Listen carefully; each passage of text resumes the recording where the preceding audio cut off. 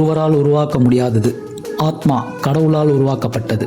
இரண்டிற்கும் உள்ள வேறுபாட்டை பார்ப்போம். மனிதர்களோ விலங்குகளோ மற்ற உயிரினங்களோ உடலுடன் கூடிய உருவமாக வருவதுதான் உயிர். அதாவது ஆத்மாவுடன் கூடிய உடல் உயிர், உடல் இல்லாத உயிர் ஆத்மா. சரி, இதில் மனித ஆத்மா, விலங்கு ஆத்மா, ஆண் ஆத்மா, பெண் ஆத்மா என்று வித்தியாசம் உண்டா என்றால் இல்லை.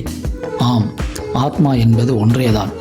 அது பிறப்பெடுக்கும் உடலை பொறுத்ததுதான் இந்த வித்தியாசங்கள்.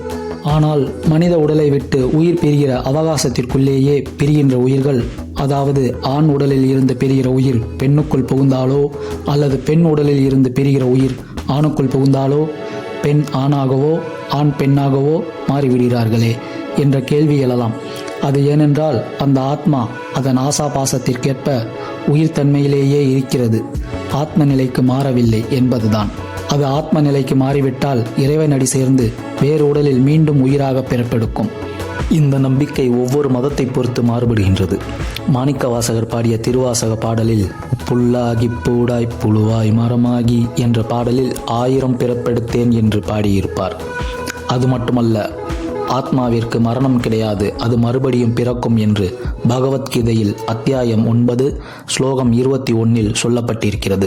சித்தர் சாஸ்திரங்களையும் சம்யமம் என்ற பயிற்சியின் மூலமாக முன்ஜென்மத்தை பற்றி அறிந்து கொள்ள முடியும் என்று கூறியிருக்கிறார்கள்.